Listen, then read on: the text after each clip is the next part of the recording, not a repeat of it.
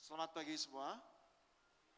Kita bersyukur kepada Tuhan karena kita setelah sekian lama kita tidak dapat bertemu secara fisikal begini. Tapi hari ini Tuhan buka peluang bagi kita untuk berkumpul bersama-sama dalam hadirat Tuhan. Jadi sudah pasti kita bersuka cita karena Tuhan memberikan kita peluang ini. Iya, terlalu lama sudah kita rasa rindu untuk beribadah di hadapan Tuhan. Jadi hari ini kita juga berdoa untuk saudara-saudari kita yang berada di rumah yang mengikuti kebaktian kita secara langsung. Kita berdoa sebagaimana kita di sini akan mengalami berkat Tuhan dan kehadiran Tuhan. Kita berharap supaya jemaah yang berada di rumah juga akan mengalami hadirat Tuhan. Mari kita semua berdiri, kita meneruskan ibadah kita.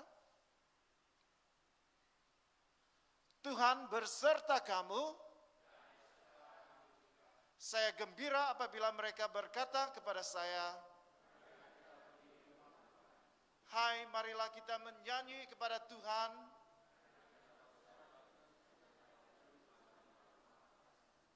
Allah itu roh.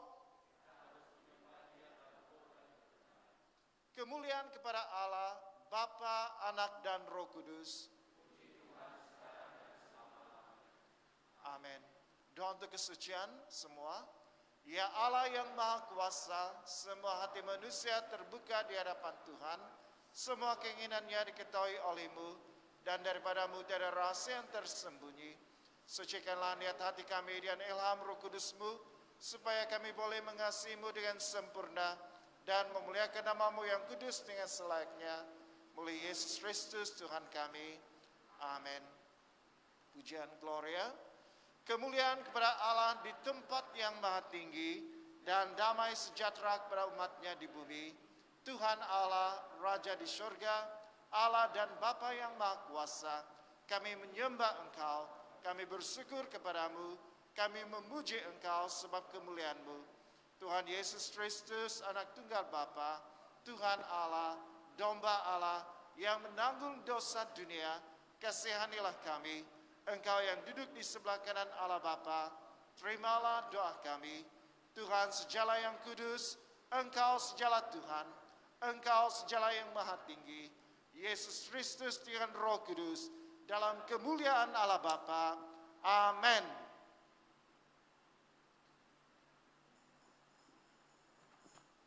Mari kita berikan kemuliaan kepada Tuhan. Mari kita bersuka cita walaupun ada yang akan berdoa, tapi kita percaya Tuhan bersama-sama dengan kita. Mari kita istiharkan, kita diberikan kuasa oleh Tuhan untuk menghalau kuasa gelap.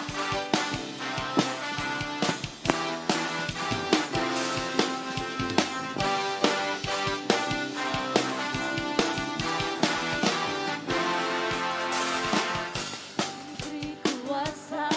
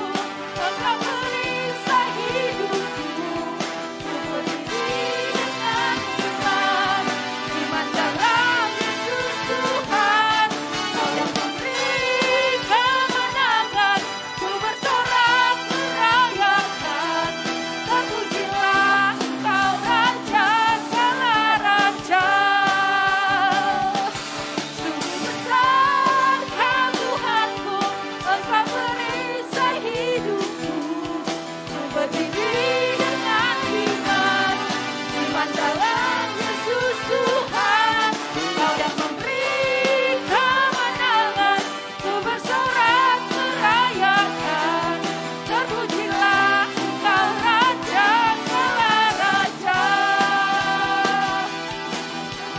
Haleluya Tuhan, Engkaulah Raja di atas segala raja ya Tuhan. Engkau berkuasa di atas segalanya. Haleluya.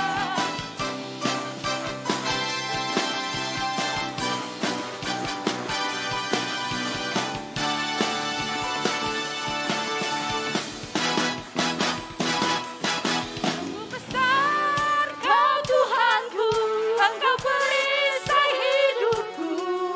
Ku berdiri dengan iman, iman dalam Yesus Tuhan. Kau yang memberi kemenangan, ku bersorak merayakan. Terpujilah Engkau Raja segala raja. Besar Kau Tuhanku, Engkau perisai hidupku.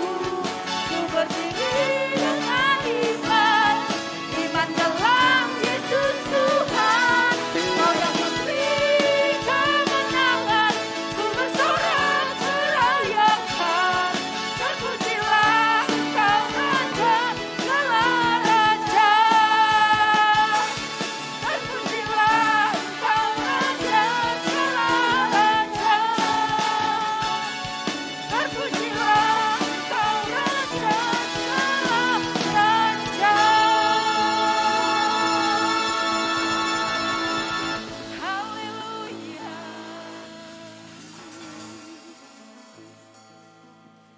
Mari jemaat Tuhan pada saat ini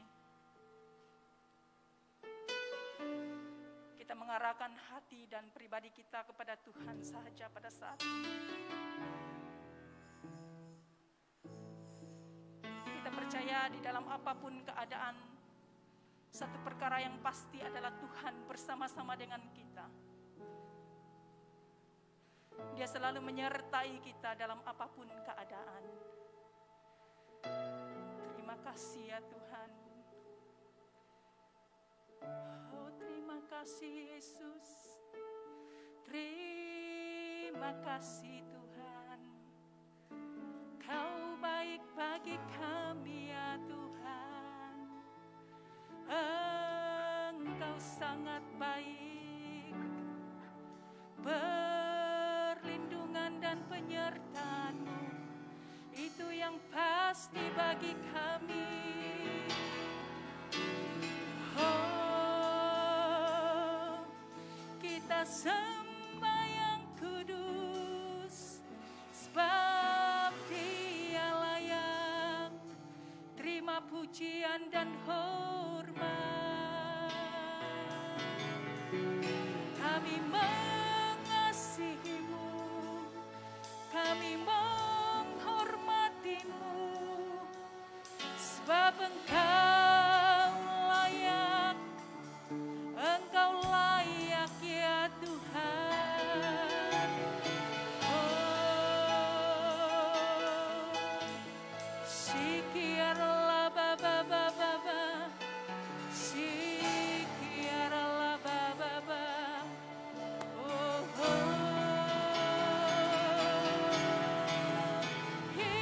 ikiarlah baba.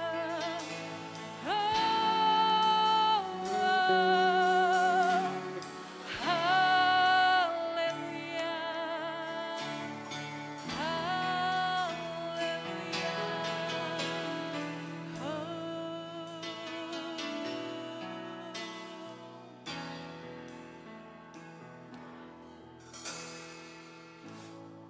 Haleluya Yesus.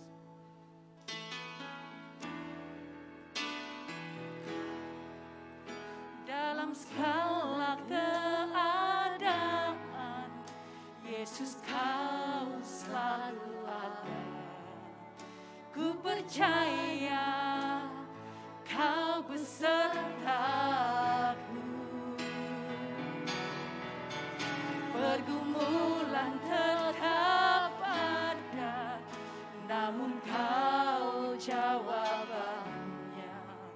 Ku percaya Kau harapanku.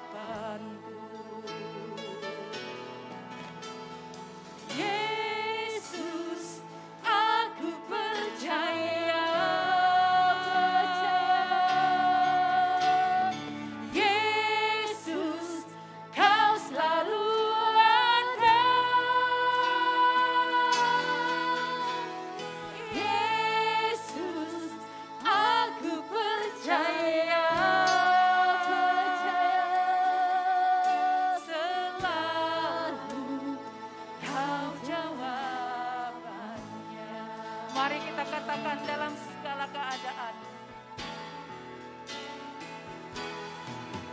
Dalam segala keadaan, Yesus kau selalu ada.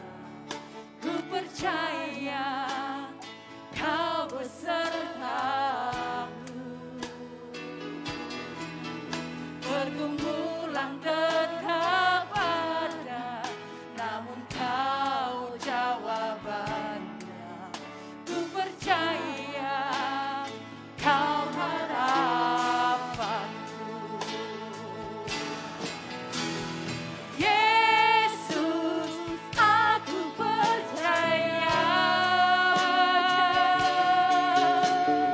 Yesus, kau selalu ada. Yesus, aku percaya. Selalu kau jawab. Yesus, aku percaya. Yesus, aku percaya. Kau selalu ada ya Tuhan. Yesus, kau selalu ada. Ya Tuhan, kami percaya Engkau. Yesus, aku percaya. Selalu kau jawabannya.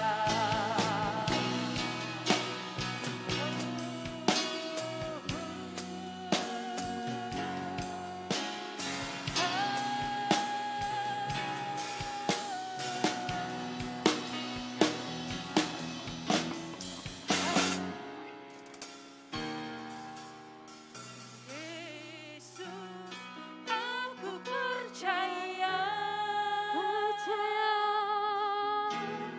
Yesus, kau selalu ada.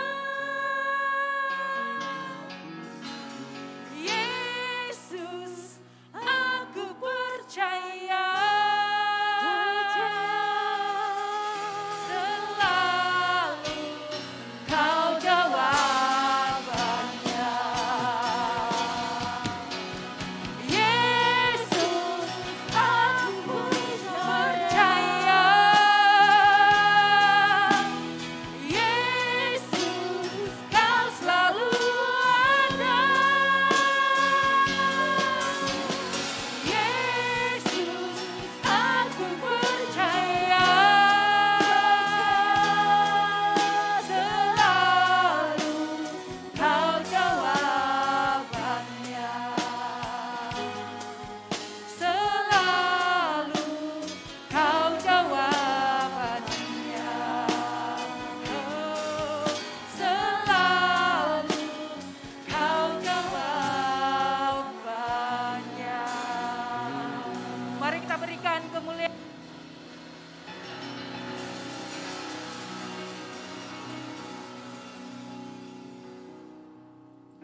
Doa hari ini bersama-sama.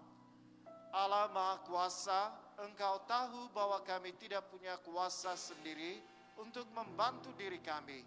Peliharalah kami baik dalam tubuh maupun dalam batin, agar kami dilindungi daripada segala bencana yang mungkin berlaku pada tubuh dan daripada segala pikiran jahat yang mungkin menyerang dan menyakiti jiwa kami. Melalui Yesus Kristus Tuhan kami. Amin. Semua jemaah dipersilakan duduk. Sekarang kita mau mendengar pembacaan pertama.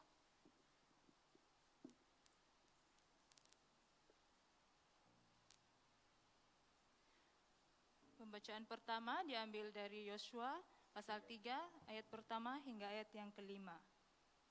Yosua pasal 3 ayat pertama hingga ayat kelima.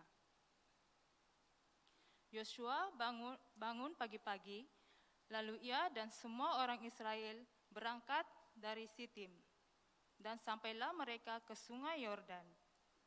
Maka bermalamlah mereka di sana sebelum menyeberang.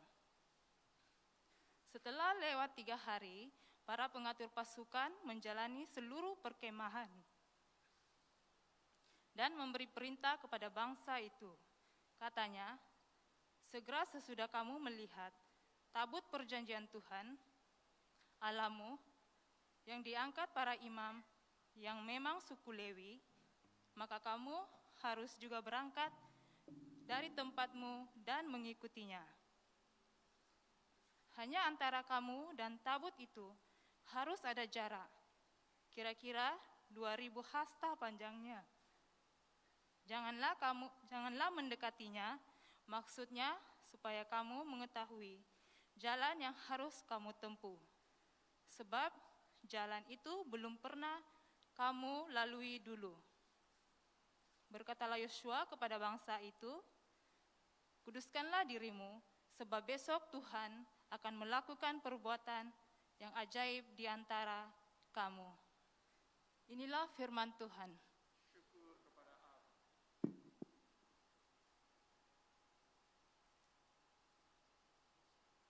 Semua jemaat, mari kita berdiri.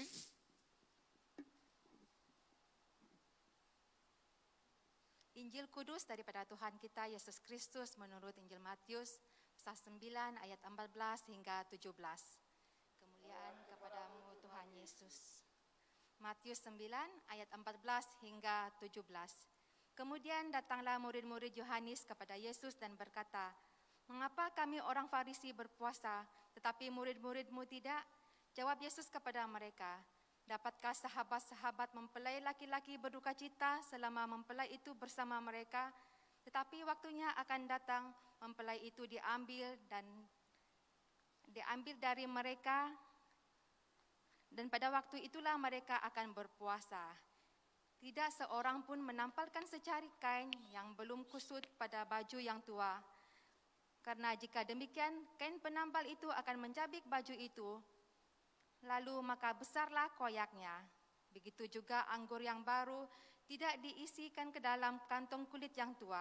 Karena jika demikian, kantong itu akan koyak sehingga anggur itu terbuang dan kantong itu pun hancur. Tetapi anggur yang baru disimpan orang dalam kantong yang baru pula, dan dengan demikian terpeliharalah kedua-duanya." Inilah Injil Kristus. Pujilah Tuhan Yesus. Bapa kami di syurga, kami ucap syukur untuk peluang ini kami dapat beribadah bersama-sama, dan kami terus berdoa supaya Engkau melalui Roh Kudus-Mu memberi pemahaman kepada kami atas firman-Mu, biar apa yang kami akan dengar, membaca, melihat akan juga sebab iman yang Engkau berikan kami dapat mempraktikkan dalam hidup kami, khususnya kami mau masuk ke dalam norma yang baru ini.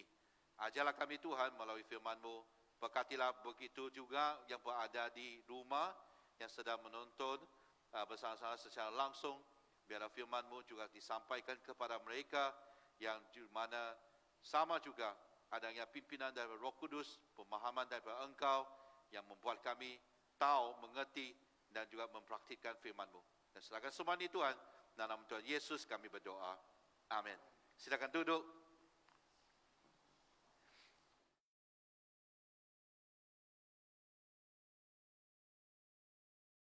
Tidak diberi peluang untuk kembali ke rumah ibadah, rumah Tuhan untuk beribadah. Sekarang kami kembali sudah. Amin.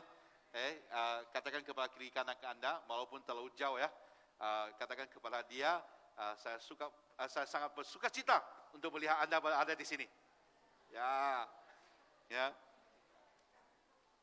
Kita mau terus memberitakan kepada yang lain, kasih tahu mereka sebenarnya sangat selamat ya. Kalau lihat saja banyak SOP yang sudah kita lakukan, di mana waktunya akan kembali ke sini yang sangat selamat. Kecuali mereka yang tidak layak ataupun tidak dibenarkan sebab SOP itu. Yang lain tu harusnya ditolong untuk kembali beribadah bersama-sama. Amin. Ya. Nah, hari ini kita akan lihat satu tajuk, memasuki norma baru.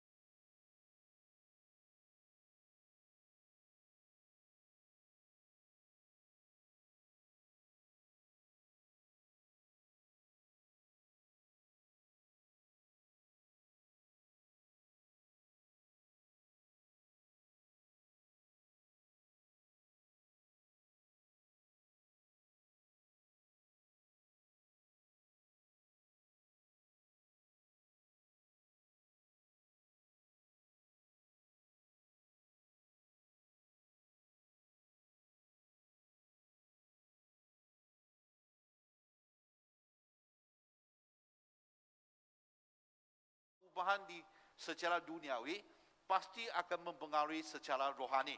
Tapi kita yang mau adalah yang secara rohani harusnya menjadi lebih kuat untuk mempengaruhi kembali dalam dunia ini.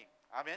Itulah sebab sangat penting untuk kita tahu apakah norma baru dalam konteksnya kita lihat dalam gereja. Ya, kalau kita yang pernah, yang telah pun ikut khotbah untuk 20 minggu yang lalu, memang kita sudah meliputi di Injil Yohanes, dan kebanyakannya kita dengar daripada bukunya Ulangan, dan di mana Musa telah memberitahu dan mengingatkan mereka sekali lagi atas undang-undang yang telah Tuhan sampaikan di Gunung Sinai kepada generasi yang baru ini, yang sudah siap untuk masuk ke tanah perjanjian, ke satu kehidupan yang baru, di mana lepasnya Musa meninggal dunia, Allah telah mengagikan tugas itu ataupun tanggung jawab itu kepada siapa? Kepada Yosua. Ya, di mana Yosua diberi tanggung jawab untuk memimpin orang-orang Israel masuk ke tanah perjanjian. Yang Tuhan juga menjanji kepada dia apa yang telah dia lakukan kepada Musa, di mana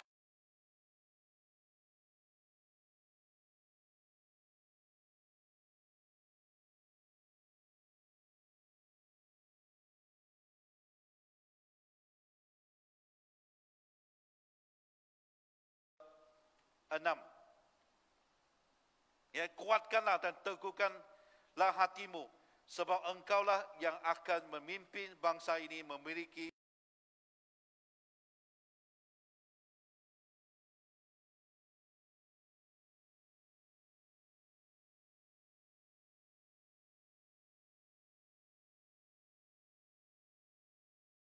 menjadi sukses ataupun menjadi berjaya.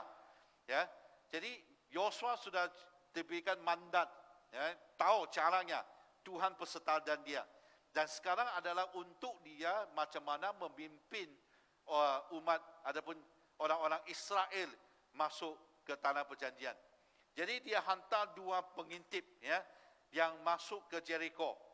Dan dia mau lihat dulu, ini tempat kubu yang pertama yang mereka akan memberangi. Ya, apa yang ada di dalam. Di mana 2 pengintip ini telah berjumpa dengan Rahab yang menolong mereka lepaskan diri, dan mereka larikan diri dari Jericho dan tinggal di atas bukit. Ya, di mana lepas 3 hari baru mereka kembali ke kemah di Sitim. Di Sitim ini di mana adalah tempat di padang, ya, di Moab. Ya, kalau kita mau lihat mana tempatnya, Mount Nebo, Gunung Nebo, di mana Musa dibawa oleh Tuhan dan lihat tempat-tempat tanah perjanjian, tapi dia yang tidak boleh masuk. Itu Gunung Nebo, Bukit Nebo. Lepas Nebo adalah Moab. Ini tempatnya Moab, di mana orang Israel telah tinggal di sana. Dan lepasnya Moab adalah Sungai Yordan. Lepas Sungai Yordan adalah Gilgal. Lepas Gilgal adalah Jericho. Okay? Jadi orang-orang Israel ini sedang berada di Sitim. Sitim ini tempat yang di mana adalah tempat kemah yang terakhir bagi orang Israel sebelum mereka tinggalkan Sitim dan masuk ke tanah perjanjian. Ya. Jadi kita akan lihat proses ini. Sebab pergerakan yang besar, seperti yang saya katakan di buku Ulangan, generasi baru ini saya rasa hampir juga 2 juta orang ataupun lebih, di mana kita mengatakan ada 600,000 lebih yang dikira 20 tahun ke atas. Jadi kalau kau taraf 4 untuk satu keluarga mungkin dapat 2 juta. Dari 2 juta ini macam mana gerakan mereka dari Sitim yang jaraknya antara Elbel Sitim ke Sungai Yordan adalah 10 patu. 10 patu itu jauh, ya. Macam mana gerakan 2 juta ini ke Sungai Yordan dan lepas tu tinggal di Gilgal sebelum mereka berperang di Jericho. Ini yang satu pergerakannya. Generasi yang baru ini telah dipanggil dan dipimpin oleh Yosua masuk. 40 tahun yang lalu. Waktu Yosua bilang, ayo kita masuk. Mereka bilang, mereka mau lempar batu supaya dia mati. Supaya Yosua dan Caleb dihukum mati. Sebab ketidakpercayaan orang-orang ini. Tapi lepas 40 tahun ini, di mana generasi yang baru ini, waktu Yosua bilang, ayo kita masuk, di ayat 16, bahasa 1 ayat 16. Lalu mereka menjawab Yosua, katanya, segala yang kau perintahkan kepada kami akan kami lakukan. Dan kemanapun kami akan kau suruh, kami akan pergi. Luar biasa. Lain sudah. 40 tahun yang lalu, generasi yang lama tu tak mau. Tapi lepas 40 tahun tu, wah, semua bilang, mana kau suruh kami pergi, kami akan ikut. Kau suruh saja, kami ikut. Itunya yang di mana waktunya telah tiba untuk Yosua membawa orang-orang Israel ini masuk ke tanah perjanjian. Hari ini kita tidak perlu tunggu 40 tahun, tapi kita telah tunggu 4 bulan. Masuk kembali ke gereja ini. Memang ini bukan sesuatu yang baru, tapi pastinya normal yang baru. Betul? Sekarang kau duduk, ada pangkang-pangkang di tepimu. Ini bukan pilihan raya, belum lagi. Confirm dalam 60 hari pasti ada pilihan raya tu. Tapi kau masuk tu macam pilihan raya sudah, ada pangkang-pangkang tu. Ada juga arrow di sini, nanti masuk sini, keluar sana, banyak SOP-nya. Ini norma baru. Kita sekarang datang pun pakai mask juga. Kemarin waktu saya khotbah, untuk 10 minit yang pertama agak susah. Mau nafas bah. Tak biasa kan, tak pernah begini. Apalagi perlu kembali ke mimbar untuk berkhotbah. Lepas 10 minit, aku okey sudah, biasa sudah. Boleh khotbah sudah. Tapi yang susah kemarin adalah lihat muka-muka jemaat bah. Dulu kau nampak mereka ketawakah, muramkah, mengantukkah, mereka tak fahamkah, mereka fahamkah. Sekarang sama saja, kau nampak mata saja. Ini semua norma baru. Pasukan pujian pun harus pakai mask untuk nyanyi. Susah juga. Waktu latihan tu mereka hampir telan itu mask sudah.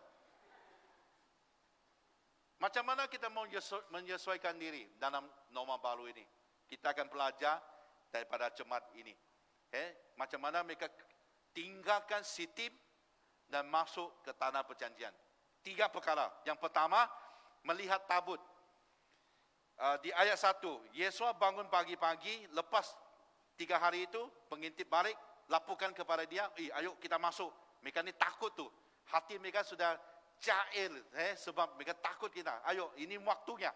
Jadi keesokan, pagi-pagi, Yosua bangun, lalu dia dan semua orang Israel berangkat dari Sitim. Dan sampailah mereka ke sungai Yordan, maka pemalaman mereka di sana. Sebelum menyeberang, setelah lewat 3 hari, para pengatur pasukan menjalan seluruh perkemahan dan beri perintah kepada bangsa itu, katanya, segera sesudah kamu melihat tabut perjanjian Tuhan, Allahmu yang diangkat para imam, yang memang suku Levi, maka kamu harus juga berangkat dari tempatmu dan mengikutinya. Bila dan kemana ada melihat tabut. Apa maksud tabut perjanjian? Hadirat Tuhan. Bagi mereka seperti di Keluaran pasal 25 ayat 22, dan di sanalah aku akan bertemu dengan engkau, dan dari atas tutup pertamayan itu, dari antara 2 kerub yang di atas tabut hukum itu, aku akan berbicara dengan engkau tentang segala sesuatu yang akan kuperintahkan kepadamu untuk disampaikan kepada orang Israel. Itu satu budaya dan kepercayaan.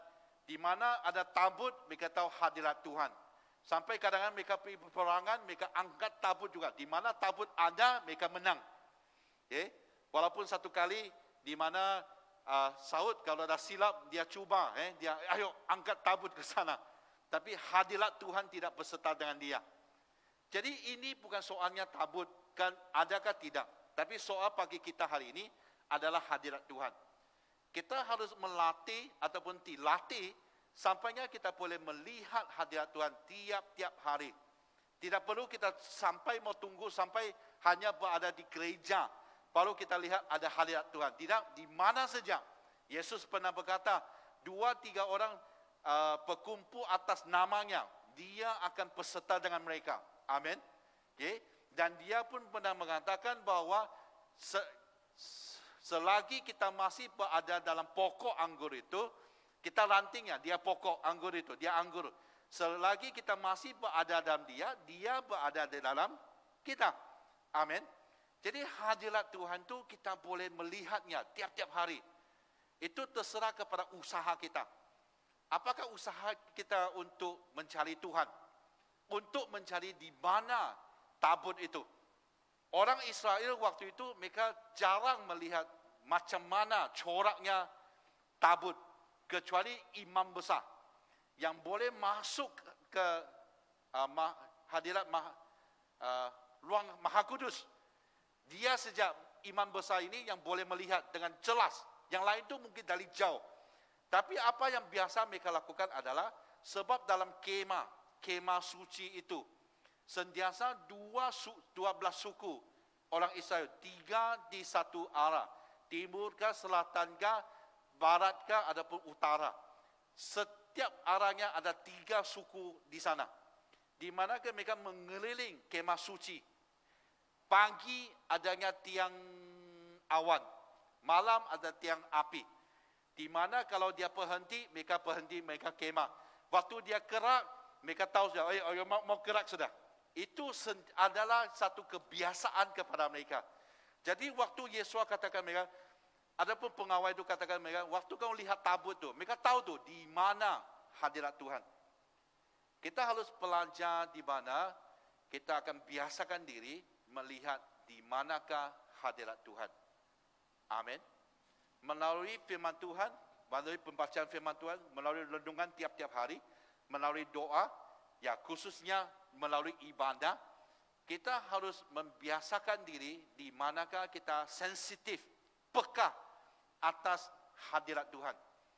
Bukan kita sejak dapat melihatnya, kita dapat merasainya. Makin dekat kita melihat tabut, makin kuat hadirat Tuhan. Makin jauh kita daripada tabut Allah, makin jauh kita daripada hadirat Allah. Secara rohaninya, di mana hadirat Tuhan itu sangat-sangat penting. Amin. Nah, lepas mereka lihat tabut, apa yang terjadi kedua adalah melihat jalan. Apakah jalan yang mereka lihat? Yesus pasal 3. Maksudnya supaya kamu mengetahui jalan yang harus kamu tempuh, sebab jalan itu belum pernah kamu lalui dahulu. Ini jalannya Tuhan. Jalan yang tidak pernah mereka lalui dahulu.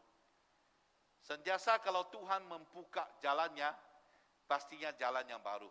Sebab jalan yang lama itu tak jadi. Betul kan? Kalau kita berada satu tempat, kau sudah lihat jalan itu, kau cuba, tak mungkin kau masih cuba itu, kau tahu sesat. Dulu pertama kali di KL, waktu ke mall, apa ke mall yang panjang tu? Mega Mall bukan? Apa mall tu? Zul lupa, panjang. Bukan Mega Long. Mid Valley, ya. Mid Valley. Wah, memang macam orang kampung ni keluar Pandai Besar. Pergi Mid Valley. Sesat. Sebab dia panjang tu, kau tidak tahu arah. Sekarang kadang-kadang saya pergi Imako pun sesat tu. Saya terpaksa pergi tengah, Syali, di mana popular. So kadang-kadang anak tanya saya, isteri tanya, mana tu? Tak tahu. Syali di mana? Aku yang tahu popular. Popular DIY. Ya kah? Kan? Popular DIY. Kaison.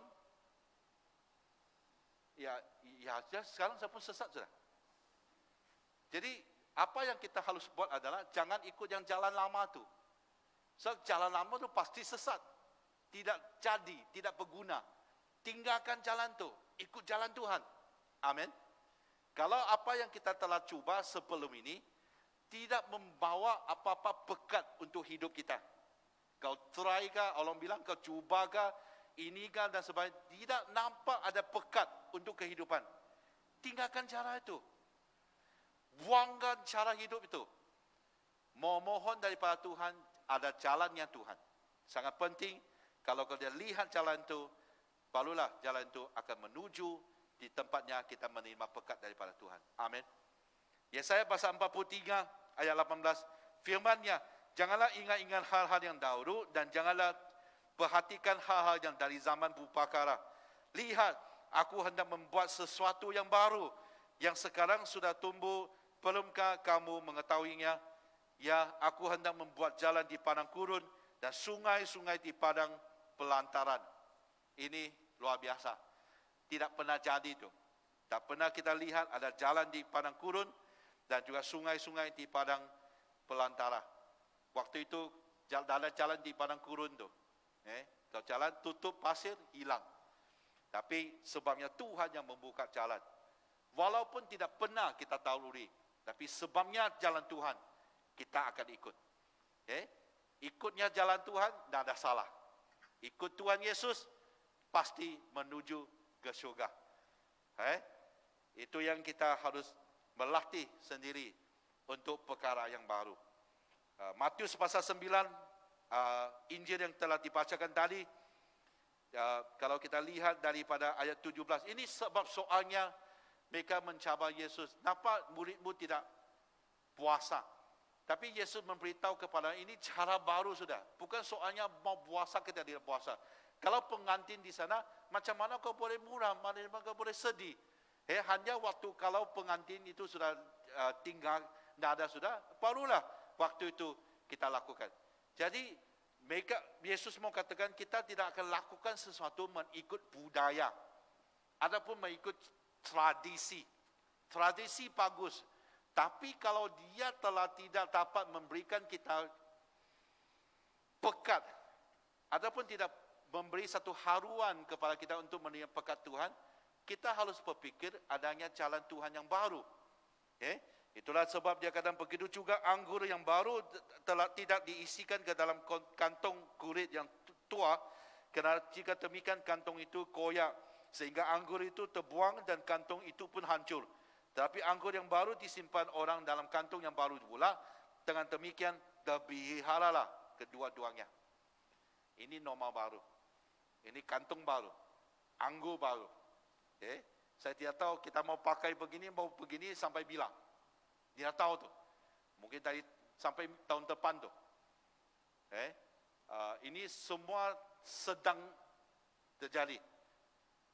Kita harus menyesuaikan diri dalam jalannya Tuhan. Yang pastinya kalau kita berada di jalannya Tuhan, pastinya Tuhan akan membiarkan kita lihat pekat yang telah disediakan. Jadi norma baru ini bukan sesuatu yang buruk bagi kita. Kan? Adakah memakai mask ini sengsara? Tidak juga. Saya harap kita sudah biasa, sudah 4 bulan kita pakai mask. Sudah biasa tu. Negara-negara yang ada budaya ini dari dulu, mereka tidak ada masalah, pakai mask ya, pakai mask lah. Hal itu ada bersyaratnya di mana kami bincang waktu khotbah, waktu zaman kudus mau pakai mask kan tidak. Ada yang bilang pakai apa? Plastik tu. Pakai mask, pakai plastik tu. Ada yang bilang pakai macam tu restoran tu bah. Cakap-cakap setengah jam sudah. Aku bilang, kenapa? Pakai mask sajalah. Dia suruh pakai itu. Pakai itu untuk khotbah. Aku tak maulah, aku bilang. Pakai itu khotbah macam Iron Man. Mungkin kau ketik, wah bagus. Keren juga. Okey lah, pakai mask saja. Sebab bagi kita, kalau sudah biasa, kita buat saja. Sebab ini norma baru. Terpaksa kita terima keadaan sekarang. Kalau kita tahu dengan secara positif untuk menerima keadaannya, kita dapat mengubah keadaan itu menjadi pekat. Segala sesuatu yang Tuhan lakukan untuk mereka yang mengasihi Dia adalah baik. Amin. Ya. Jadi MCO ini adapun pandemik ini mungkin menjadi satu kesengsaraan bagi ramai orang. Tapi kalau kita tahu di mana ini kan jalan Tuhan supaya perkara ini terjadi, kita dapat ikut jalannya dan tahu apa yang Tuhan mau lakukan. Supaya kita pun tidak akan bingung, tidak akan keliru. Jadi kalau kita berada di sana, pastinya diberkati. Sebab yang seterusnya adalah melihat mukjizat. Taunya hadirat Tuhan, dia ikut tapatnya jalan walaupun tidak pernah dilalui. Mereka tinggal di Sitim, sekarang masuk ke tanah perjanjian.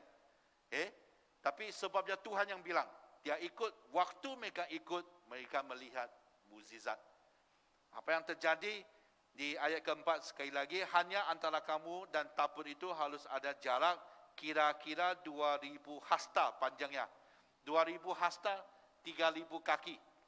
3,000 kaki adalah 0,91 kilometer.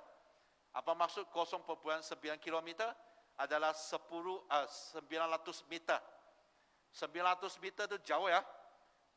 Kalau kau tahu apa itu 100 meter lomba lari itu kan, kau talap 9. Ataupun dari sini sampainya 333, Plaza 333. Begitu jauh. Kita bilang perjalanan sosial. Kau tanya mereka lah, apa itu masuk perjalanan sosial? Sekarang bukan perjalanan sosial, perkataan istilah baru, perjalanan physical distancing. Bagi mereka itu, saya pun dia tahu perjalanan apa tu. Jalankan diri dari sini sampai ke Plaza 333. Jauhnya. Supaya mereka dapat bergerak dalam 2 juta orang. Itu satu mukjizat. Sebelum mereka melintasi Sungai Yordan, saya percaya itu sudah mukjizat. Hari ini kita mau masuk restoran pun tidak dapat lakukan ya. 1 meter kah, 2 meter kah. Baru umum 2 meter kita pun mengamuk sudah. Kenapa 2 meter? Ya kalau susah-susah makan di rumah, jangan makan di restoran. Kalau kita mau pergi restoran, ikut saja. Jadi sini percaya, bayangkan kalau orang-orang yang sentiasa komplain tentang 1 meter kah, 2 meter kah, pakai masker, tidak pakai masker, cuci tangan kah, tidak. Jangan seperti ada negara sekarang suruh dipakai masker, mereka memberontak. Ada yang sampai memberontak, dia bilang dia lera, dia tutup kedai makannya bah.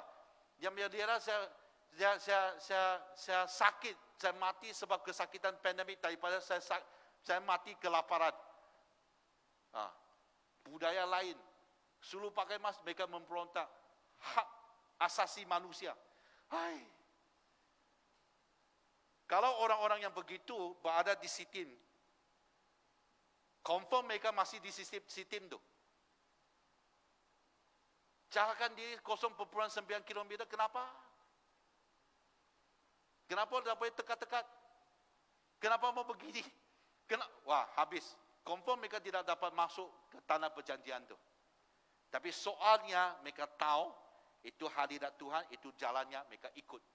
Walaupun disuruhkan ada perjalanan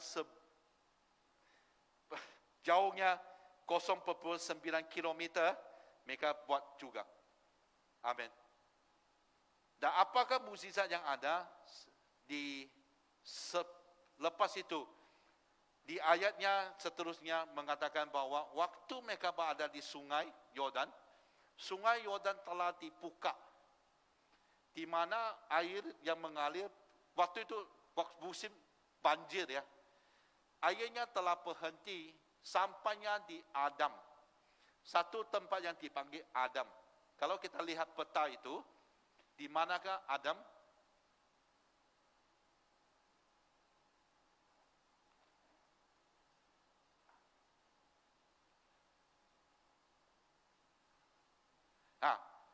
Tengok Sitim, Adam di atas.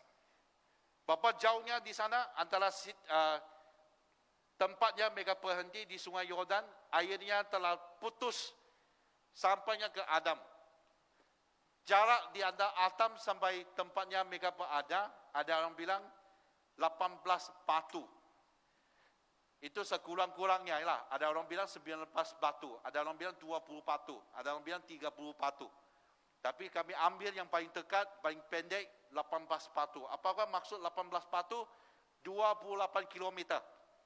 Apa maksud 28 kilometer? Dari sini sampai Tuaran. Ya. Betul ya? Ya. Ya. Airnya telah berhenti dari sini sampai Adam. Dari Tuaran.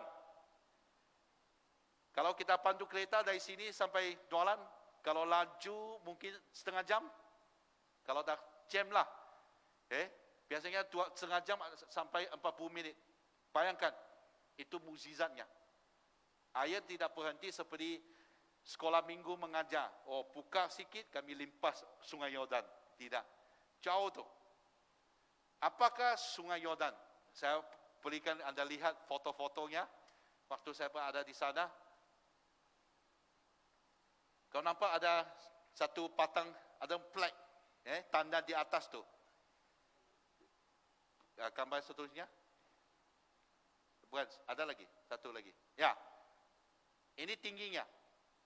Pada tahun 2013, bulan 1, tanggal 13, waktu banjir, air telah pasang dan sampainya tahap itu, hampir 12 kaki.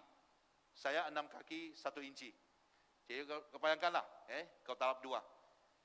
Jadi itu tahun 2013. Melalui kajian ahli-ahli arkeologi, itu sungainya boleh besar sehingga 100 kaki lebar. Dan 12 kaki dalamnya. Hari ini kau sampai Yordan, beginilah. Kalau kau kuat tu, kau boleh lompat tu, sampai sini kan sana. Jadi waktu saya sampai, saya kecewa. Apa ni Sungai Yordan, memukjizatkah? Lalu saya lihat tempat itu, kalau banjir begitu, lebarnya 100 kaki, dan di mana air telah berhenti sampai yang Adam, itu mukjizat. Okay? Jadi kita sekarang boleh tahu, kenapa Tuhan mau mereka jarakan diri. Supaya mereka dapat melihat mukjizat itu. Bayangkan kau jalankan diri 0.9 km jauhnya. Baru kau boleh lihat di mana sungai itu buka dari sini sampai Tuaran. Dan untuk 2 juta orang itu limpas sungai itu bersama-sama. Luar biasa. Luar biasa. Okay? Itunya mukjizat yang telah terjadi. Memang Yesus berkatakan di ayat ke-5. Berkatalah Yosua kepada bangsa itu, kuduskanlah dirimu, sebab besok Tuhan akan melakukan perbuatan yang ajaib di antara kamu. Kuduskan dirimu. Proses kekudusan tidak hanya terjadi waktu itu. Mereka telah siap selama ini. Kalau ikut pentapisan, kadang-kadang kita panggil consecration, ordination. Kita juga panggil consecration untuk bishop ke apa? Mentapiskan dia untuk Tuhan. Jadi pentapisan itu hanya satu proses. Tapi waktu upacara itu hanya adalah satu proses. Adapun upacara dia dikena pasti. Dia telah dikuduskan. Tapi proses sebelum itu sudah terjadi. Hari ini untuk kita kuduskan diri adalah kita harus melakukannya tiap-tiap hari. Di mana kalau mukjizat terjadi, kita sudah siap melihatnya. Amin. Kita masuk ke norma baru, cabaran yang sangat kecil di hadapan kita. Biar kehidupan pun, pelayanan pun sangat berbeza. Okay. Untuk kita melayani begini, sesuatu yang mencabarkan. Dan apakah seterusnya?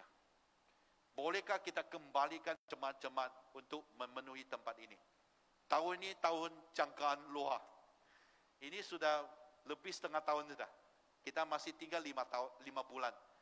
Apakah yang boleh kita lakukan untuk seterusnya? Kalau kita tidak berada di sana, kita tidak akan lihat mukjizat terjadi. Saya puji Tuhan, sebab kita diberi peluang untuk kembali ke sini dan terus beribadah bersama-sama. Saya percaya apa yang seterusnya adalah Tuhan mau kita sentiasa berada dalam hadiratnya, berada dalam jalannya, dan berada dalam mukjizatnya. Amin. Tanah perjanjian itu akan menjadi satu kenyataan. Sebab untuk tinggal di tanah perjanjian tidak senang. Orang mau memusnahkan mereka. Mereka hanya 2 juta orang saja, Pak. Satu bangsa yang kecil. Tuhan pernah mengatakan, Tuhan memilih mereka bukan mereka besar, sebab mereka kecil. Jadi bangsa-bangsa yang lain di sekelilingnya, kalau mau memusnahkan orang Israel, senang saja. Tapi sebabnya Tuhan beserta dengan mereka. Mereka sentiasa berada dalam keadaan yang kuat. Hanya waktunya mereka mengkhianati Tuhan. Mereka tinggalkan Tuhan. Kau lihat bangsa itu telah musnah. Sebab Tuhan tidak menyertai mereka. Hari ini, norma baru ini adalah sangat penting bagi kita. Supaya kita menerima kenyataan ini. Dan menerima cabaran ini. Dan melakukannya dengan kekuatan yang Tuhan berikan. Amin. Ibrani pasal 4 ayat 14 hingga 16. Kerana kita sekarang mempunyai imam besar agung yang telah melintasi semua langit, yaitu Yesus anak Allah. Baiklah kita teguh berpegang kepada pengakuan iman kita, sebab imam besar yang kita punya bukanlah imam besar yang tidak dapat turut merasakan kelemahan-kelemahan kita. Sebaliknya, sama dengan kita, dia telah dicobai, hanya tidak berbuat dosa. Sebab itu, marilah kita dengan penuh keberanian menghampiri takhta kasih karunia, supaya kita menerima rahmat dan menemukan kasih karunia untuk mendapat pertolongan kita pada waktunya. Amin. Dulu kalau hanya imam besar yang dapat menghampiri takhta kasih karunia. Sekarang sebab Tuhan Yesus, kita dapat menghampiri dengan berani. Sebenarnya tiap-tiap hari itu, bila-bila saja kita dapat menghampiri takhta ini untuk menerima apa? Rahmat dan juga kasih karunia. Jangan takut untuk masuk ke norma yang baru. Ada Tuhan Yesus, pastinya boleh. Waktu kita rasa lemah, datang ke takhta kasih karunia ini, supaya Tuhan memberikan rahmat dan kasih karunia kepada kita. Kita tetap akan bukan saja berada dalam hadiratnya, berada dalam jalannya, tapi berada sentiasa dalam mukjizatnya. Amin. Mari kita berdoa. Bapa kami di surga, kami ucap syukur atas berkat-Mu, di mana biarpun ada pandemik, MCO, SOP, apa saja yang terjadi selama ini, Engkau tetap memelihara kami, Tuhan.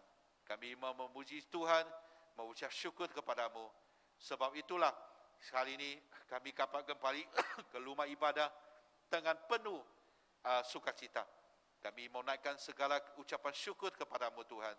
Berilah kekuatan kepada kami, Tuhan, untuk kami terus percaya bahwa dalam norma baru ini, Engkau tetap beserta dengan kami.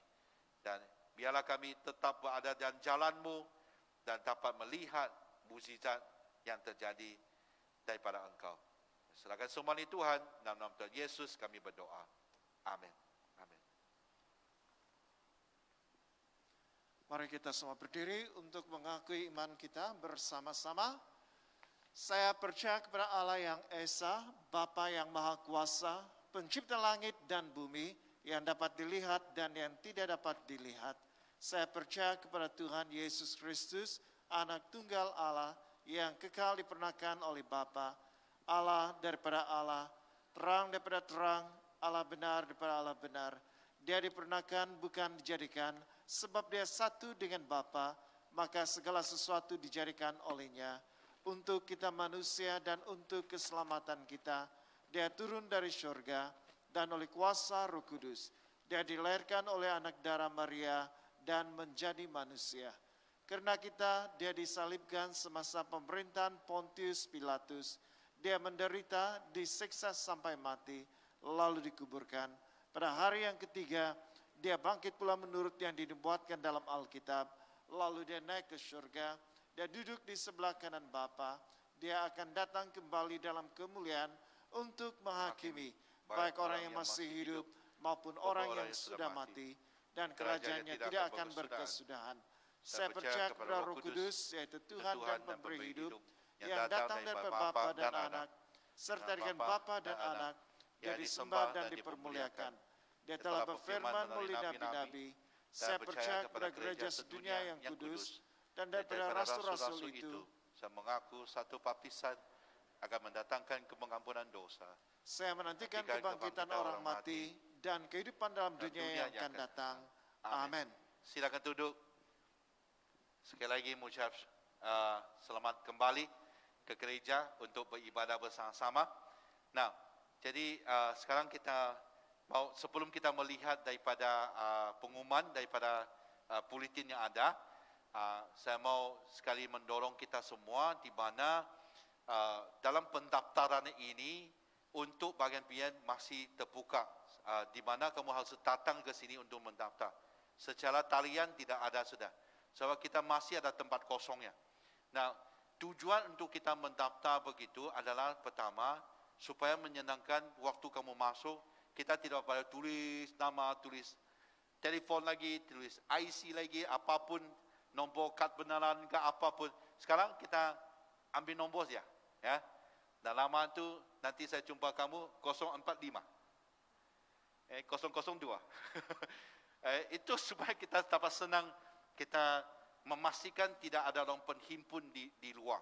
Kedua adalah supaya kita, kalau yang tidak datang, kamu akan kasih tahu, supaya kita akan memastikan, contohnya dalam masa yang akan datang, sini sudah penuh.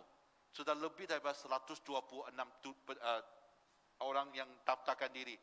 Jadi kalau kamu tidak datang, tidak dapat datang, kamu kasih tahu, kita akan kosongkan tempat itu untuk orang yang mau masuk. Ya, memang buat sementara ini masih ada tempat kosong ya, tapi kita coba mempraktikkannya supaya melalui sistem pendaftaran ini, dia dapat menolong supaya jumlah orang yang datang ke ibadah, kita dapat memastikannya. Ya, jangan nanti sebab pasukan pemantau itu kalau dia datang, kita ada satu rekod yang cukup baik dan sepenuhnya untuk mereka. Amin. Okey. Nah, untuk pengumuman yang kita mau perhatikan adalah tentang mesyuarat agung tahun. Akan dilangsungkan pada tanggal 13 September. Kita mesti mau melakukannya supaya ada yang akan disetujui di dalam mesyuarat agung ini sebelum kita mau bawa ke diosis, ya.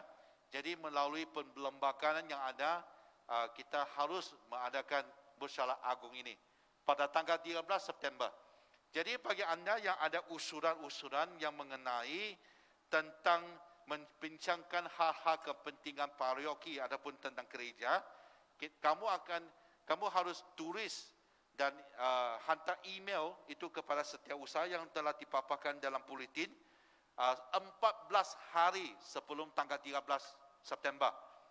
Apa-apa usulan yang lepas 14 hari itu, kita tidak akan menerimanya. Ya, jadi pastikan anda melakukannya kalau ada usulan yang mau dibincangkan.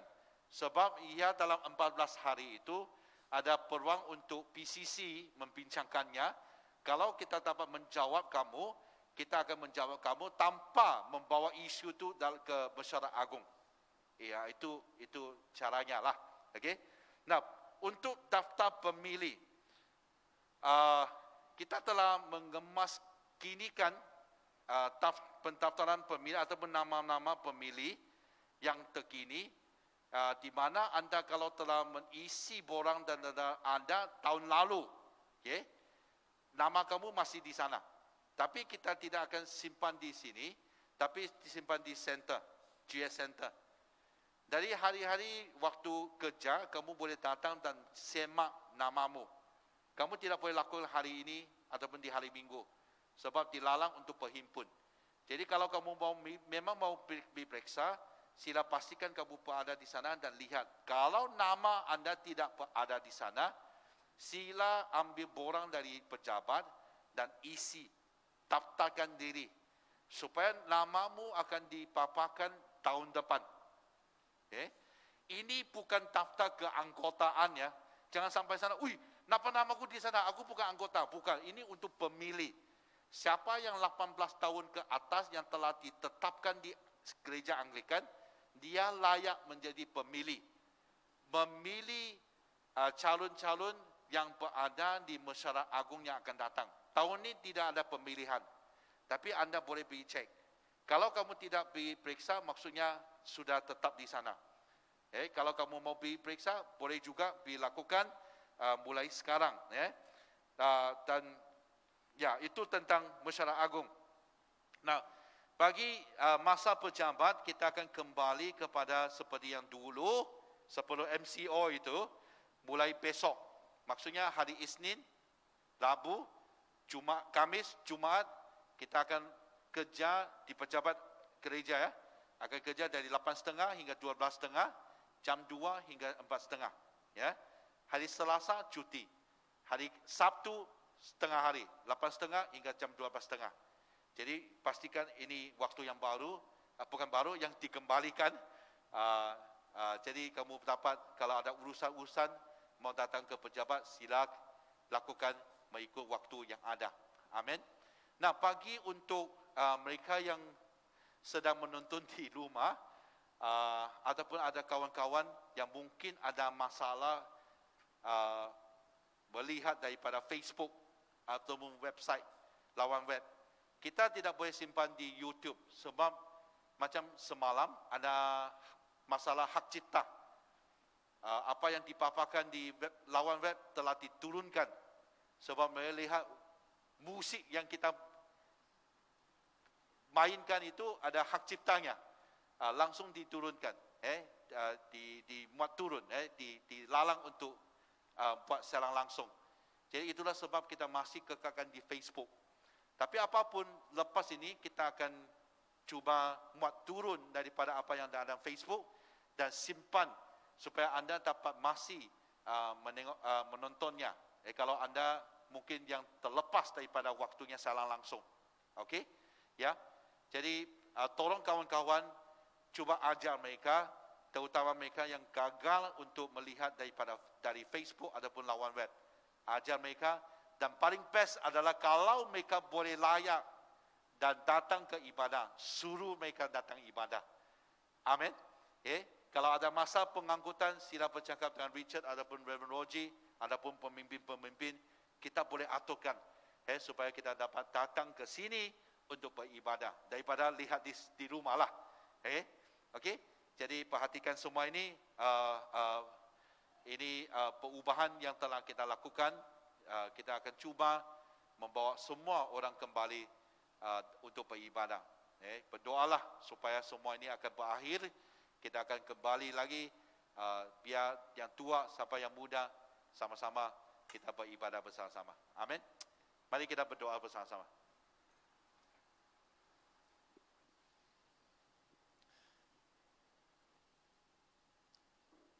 Bapa di surga, kami mau bersyukur dan memuji Engkau karena pada waktu kami menghadapi pandemi COVID-19, Engkau adalah satu-satunya Allah yang kami boleh percaya. Sebab itu Tuhan, kami mempercayakan hidup kami, keluarga kami, saudara-saudara kami, rakan-rakan kami ke dalam tangan Tuhan, karena Tuhan akan menjadi pelindung bagi kami daripada segala serangan COVID-19 ini.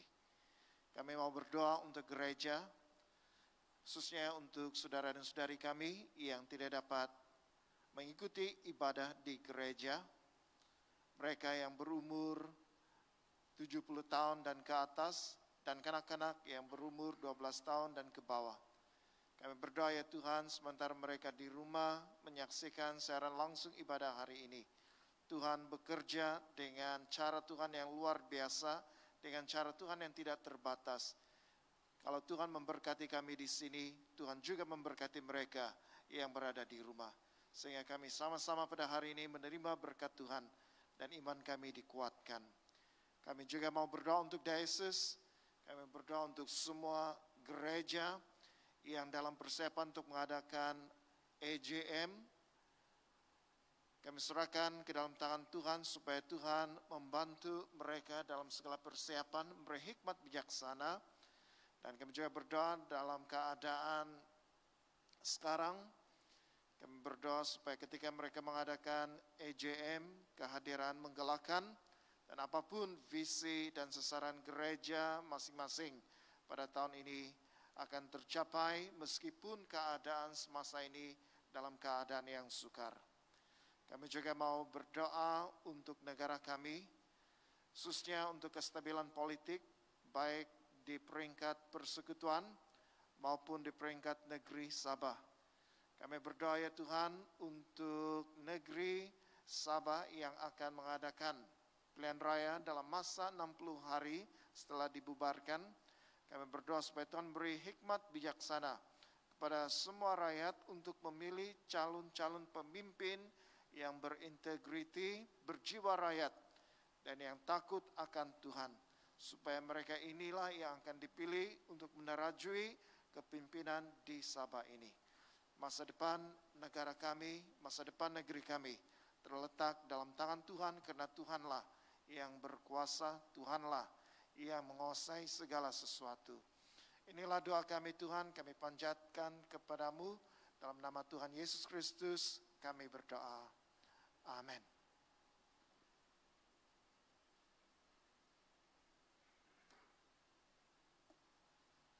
Kita mempersiapkan diri kita sebelum kita menerima perjamuan kudus, kita mengaku dosa kita.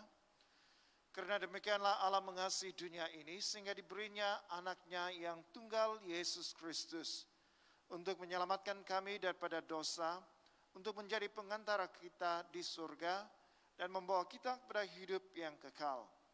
Oleh karena itu marilah kita mengakui dosa-dosa kita dengan sesal serta beriman dan berniat hendak melakukan hukum-hukum Allah serta hidup dalam kasih dan damai dengan semua manusia.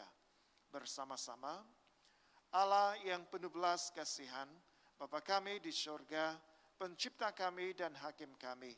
Kami telah berdosa terhadap Engkau dan terhadap sesama manusia, baik dalam pikiran, perkataan, dan perbuatan, melalui kelalaian, kelemahan, dan kesalahan yang disengajakan. Kami sekarang bertobat dan benar-benar menyesal sebab kesalahan kami. Bapa, ampunilah kami demi anak-Mu, Yesus Kristus yang telah mati untuk kami. Kuatkanlah kami supaya dapat mengasihi dan mentaati-Mu dalam kehidupan yang baru. Oleh Yesus Kristus Tuhan kami. Amin. Amin. Allah yang Maha Kuasa mengasihani kamu, membebaskan kamu dari segala dosamu melalui Yesus Kristus Tuhan kita. Dia meneguhkan dan menguatkan kamu untuk pelayanannya dengan kuasa Roh Kudus dan memelihara kamu dalam kehidupan yang kekal. Amin. Saya menjemput Anda berdiri bersama-sama. Sekarang kerana kita telah diberdamaikan dengan Allah sebab iman, kita mengalami kesejahteraan dengan Allah dengan perantaraan Yesus Kristus Tuhan kita. Oleh yang demikian, kita mesti berdamai di antara satu sama lain di dalam tubuh Kristus. Biarlah damai sejahtera Tuhan selalu beserta dengan kamu. Dan beserta kamu juga. Amin. Kita akan bersalaman tapi norma yang baru. Kita akan buat begini saja. Untuk bersalaman di antara satu sama lain.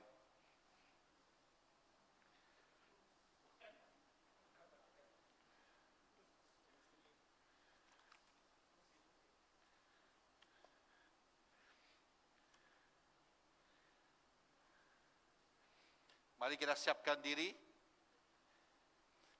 Saudara-saudari, angkatlah hatimu. Kami mengangkatnya kepada Tuhan. Marilah kita mengucap syukur kepada Tuhan Allah kita. Untuk bersyukur dan pujian kepada Dia. Bukan saja patut, bahkan adalah kewajiban kita dan kegembiraan kita selalunya. Dan di mana-mana saja mengucap syukur dan pujian Bapa yang Maha Kuasa, Pencipta langit dan bumi. Dan sekarang kami bersyukur sebab Engkau telah menyatakan kemuliaan-Mu sama dengan kemuliaan anak-Mu dan Roh Kudus. Tiga oknum sama keagungan dan terbahagi kemuliaannya. Lagi Tuhan dan Allah yang tunggal, yang disembah dan dipuji selama-lamanya. Sebab itu kami turut memuji Engkau bersama dengan suara malaikat-malaikat dan penghulu-penghulu malaikat dan semua kaum syurga yang selalu memuji dan membesarkan nama-Mu yang mulia itu. Kudus, kudus, kuduslah Tuhan, Allah dari segala kuasa dan keberkasaan, surga dan bumi penuh dengan kemuliaan-Mu. Hosana bagi yang maha tinggi. Amin. Silakan duduk, mari kita siapkan hati untuk jamuan kudus. Semua kemuliaan kepadamu, Bapa kami di surga, sebab di dalam kemurahan-Mu, Engkau menyerahkan anak-Mu yang tunggal, Yesus Kristus, untuk disiksa dan mati di atas kayu salib untuk penebusan kami. Di situ Dia telah membuat perdamaian yang penuh untuk dosa-dosa seisi dunia dan mempersembahkan dirinya sendiri sebagai korban satu kali saja untuk segala dosa kami. Dia telah menentukan dan di dalam Injil-Nya memerintahkan kami untuk melanjutkan perjamuan ini sebagai peringatan abadi akan kematiannya yang sangat tinggi nilainya sampai Dia datang kembali. Dengarlah kami yang meminta dengan rendah hati, ya Bapa yang berkasihan, dan kurniakanlah supaya melalui kuasa Roh Kudus kami yang menerima kurnia-kurnia ini, roti dan air anggur, menurut peraturan anak-Mu Yesus Kristus, penyelamat kami, sebagai peringatan akan sengsara dan kematiannya, akan mendapat bahagian dalam tubuh dan darahnya yang sangat berharga itu. Pada malam Tuhan Yesus dikhianati, Dia mengambil roti dan mengucap syukur, lalu memecah-mecahkan roti itu dan membagikannya kepada murid-muridnya sambil berkata, ambil dan makan, inilah tubuh aku yang diberikan untuk kamu. Buatlah demikian sebagai peringatan akan aku. Begitu juga setelah habis makan, Dia mengambil cawan serta mengucap syukur, lalu memberikannya kepada murid-muridnya serta berkata, minumlah ini kamu semua. Ini adalah darah aku, darah perjanjian baru yang dicurahkan bagi kamu dan bagi semua orang untuk pengampunan dosa. Buatlah demikian setiap kali kamu melakukannya sebagai peringatan akan aku. Amin. Sama-sama kita mengisytiharkan Kristus telah mati, Kristus telah bangkit, Kristus akan datang lagi. Kita memecahkan roti ini untuk mendapat bahagian dalam tubuh Kristus.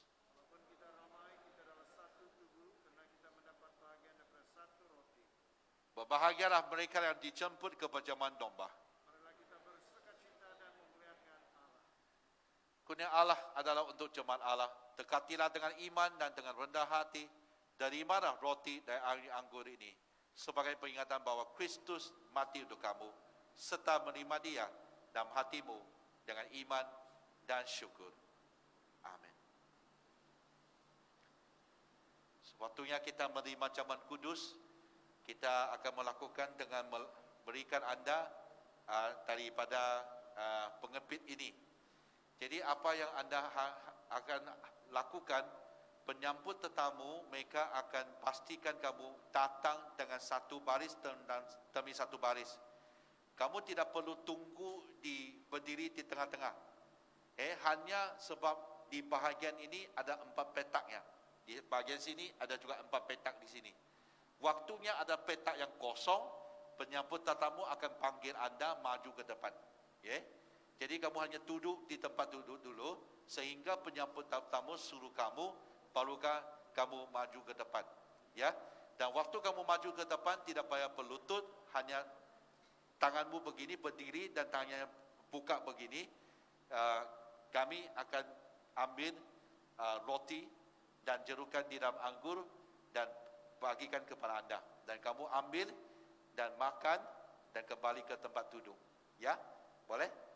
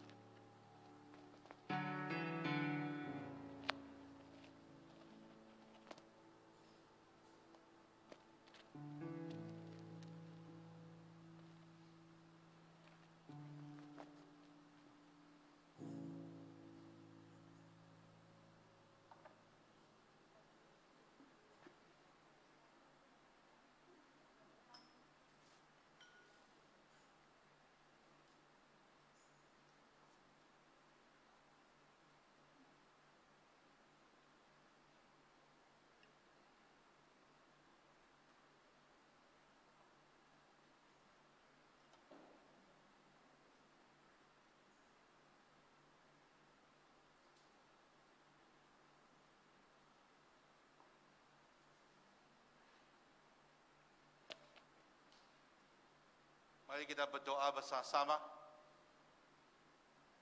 Bapa kami di surga, dikuduskan namamu. Datanglah kerajaan-Mu. Jadilah kehendak-Mu di bumi seperti di surga. Berikan kami hari ini makanan kami sehari-hari. Ampunilah kami akan dosa-dosa kami, seperti kami juga mengampuni orang yang bersalah kepada kami. Janganlah membawa kami ke dalam pencobaan, tapi lepaskanlah kami daripada yang jahat. Kerana Engkau-Lah yang mempunyai kerajaan, kuasa dan kemuliaan sekarang dan selama-lamanya. Amin. Doa syukur. Allah kekal Bapa kami yang di surga, kami mengucap terima kasih kepadamu yang telah menerima kami sebagai anggota hidup anak-Mu, Yesus Kristus, Juru Selamat kami. Kami mengucapkan terima kasih kepadamu yang telah memberikan kami makanan rohani di dalam sakramen tubuh dan darahnya. Sekarang utuskanlah kami ke dalam dunia dengan damai, dan kurniakanlah kami kekuatan dan keteguhan hati untuk mengasihi dan melayani Engkau dengan sukacita dan hati yang ikhlas. Amin. Saya menjemput anda berdiri bersama-sama. Mari kita terima berkat daripada Allah. Sentosa Allah yang melebihi pengertian manusia, memeliharakan hati dan jiwa kamu di dalam pengetahuan dan kasih Allah dan anaknya Yesus Kristus Tuhan kita.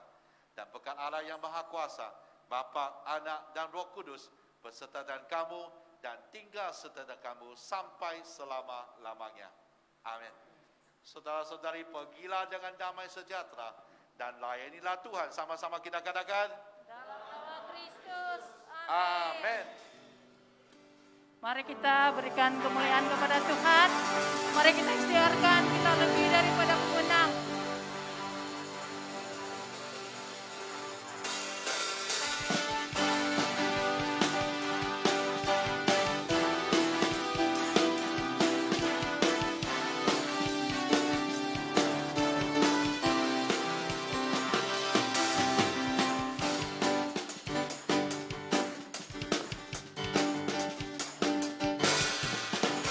Lebih dari pemenang dalam segala